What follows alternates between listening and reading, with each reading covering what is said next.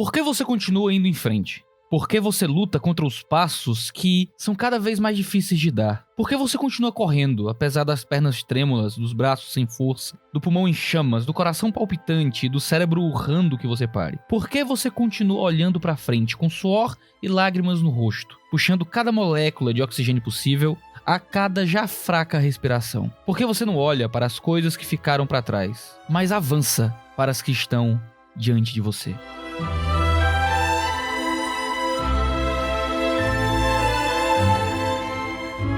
1917 é o novo filme do diretor Sam Mendes, filmado com a intenção de proporcionar ao espectador a sensação de que o filme todo são apenas 2 longuíssimos planos-sequência. Com uma fotografia excepcional e merecedora do Oscar, 1917 nos proporciona uma experiência cinematográfica ímpar. No filme, acompanhamos cada passo e ação feitos pelos companheiros de guerra Schofield e Blake, que precisam entregar uma ordem de recuo, tendo de atravessar várias linhas inimigas. Senão, 1.600 homens de seu mesmo exército morreriam, inclusive o irmão de Blake. Através do olhar da câmera que acompanha sem parar os combatentes, seguimos seus passos, seus desafios e nos angustiamos diante de cada novo ambiente que surge, imaginando inimigos escondidos, armadilhas montadas e perigo iminente. Schofield acaba sendo arrastado para essa missão por tabela, porque estava junto de Blake e porque este o escolheu, mas acaba tendo que assumir a incumbência de continuar a tarefa quando tolamente Blake morre nas mãos de um soldado inimigo que tentou socorrer para que não morresse carbonizado. Abraçando aquilo que foi chamado sem entender bem o motivo,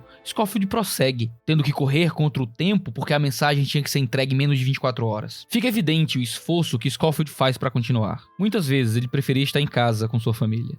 Porém, ele assumiu aquela responsabilidade e prosseguiu sem olhar para trás, sem se entregar ao cansaço. A adrenalina surge em vários momentos do filme porque não sabemos se ele conseguirá. Ficamos desesperados a cada novo inimigo encontrado para saber como ele vai superá-los, mesmo tão cansado. À medida que anda, o cansaço e a perseguição fazem com que Blake vá se desvencilhando de alguns de seus equipamentos, tendo que deixar para trás sua arma, seu colete, seu cantil, seu capacete, retendo somente aquilo que era essencial, a ordem de recuo. Depois de quase morrer, Schofield, já sem forças, chega a um batalhão, onde cantam a música Wayfaring Stranger, cantado a capela por um soldado.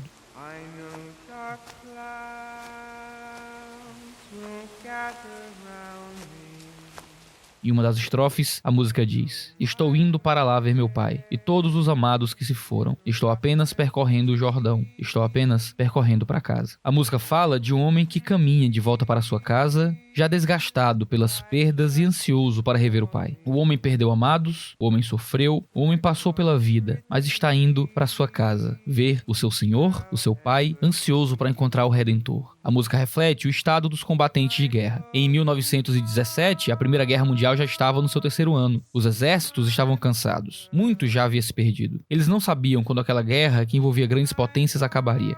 Estavam todos cansados, ansiosos para voltarem para casa. A música cantada no campo de batalha parece ter o ar de motivação. Continue mais um pouco. Vamos rever nossas famílias. Porém, Schofield descobre que ainda tem que prosseguir, porque apesar de ter chegado ao batalhão que deveria entregar a carta, ele fora dividido e uma primeira leva de homens estava prestes a avançar para a morte. Schofield então avança, reunindo suas forças finais até encontrar o general Henry Moore. E numa das mais belas cenas do filme, Schofield tem que sozinho cruzar o campo de batalha correndo, enquanto as tropas avançam para que a carta seja entregue. Se imagine andando por quilômetros, tendo sofrido uma explosão e um soterramento, tendo visto seu melhor amigo morrer, ter desmaiado e depois corrido mais por causa do senso de urgência. Se imagine perseguido por tropas inimigas. Se imagine tendo saltado de uma cachoeira e se agarrado a um tronco para não morrer afogado. Imagine que você se desvencilhou de tudo que poderia atrapalhar a continuidade dessa jornada. Tudo isso depois de 3 anos de guerra que não tem perspectiva de término, diante de forças que parecem muito maiores que você. Você ultrapassou todos os limites da exaustão física, mental e espiritual há bastante tempo. Mas mesmo diante da iminência da morte, você continua. Você desliga tudo que poderia dizer não e entende que nessa reta final você provavelmente vai morrer. Então segue com tudo ao objetivo. Schofield correu em meio a explosões, tiros e esbarrões. Ele correu arriscando a sua vida para salvar de muitos.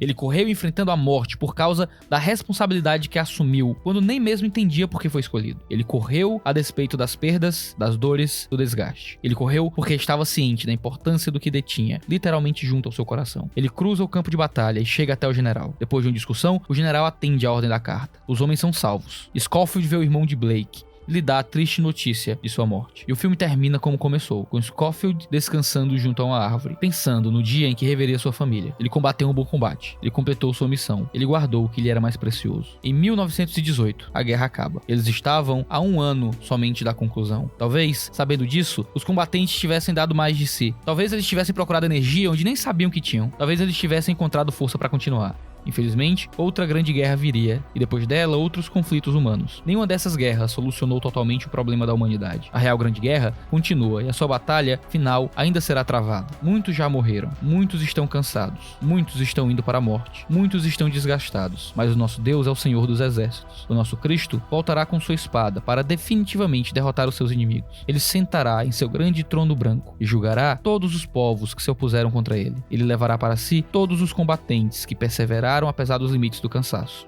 O que os combatentes de 1917 não sabiam, nós sabemos. Estamos na iminência do fim e estamos na iminência da vitória. Cristo está a postos. Os céus se abrirão. Sua glória romperá as trevas. Sua voz dará fim aos ruídos. Sua mão esmagará os inimigos. Com seu cetro ele julgará com equidade. Com seu amor ele receberá os que por causa de seu nome foram perseguidos e mortos. Ele enxugará toda lágrima. Com ele descansaremos junto à árvore da vida para todo sempre. Lá veremos todos os que foram feitos mães, pais, irmãos e irmãs, e nos alegraremos para sempre. Não mais olharemos para nossas dores e aflições, porque elas não mais existirão. Receberemos não medalhas de honra pela bravura de nossos atos, mas coroas de glória por causa da fidelidade ao sangue de Cristo. E se tivermos que correr no meio de campos de morte, e se tivermos que correr até o limite do esgotamento, e se tivermos que ser perseguidos até o ponto de encararmos a morte, sabemos de uma coisa: carregamos uma mensagem em nossos peitos poderosa para salvar muito mais que 1.600 homens. E temos a certeza de como tudo isso acabará. Estamos do lado que no final ri. Estamos do lado que no final estará de joelhos adorando e louvando. Estamos do lado que comerá do grande banquete. Estamos do lado que verá as feridas de Cristo, sabendo que elas foram para si. A luz da glória do Rei está para romper. As terras sombrias verão a luz que romperão amanhã. Continuem, estranhos andantes. Estamos a caminho do fim da guerra para desfrutar eternamente de nossa pátria celestial.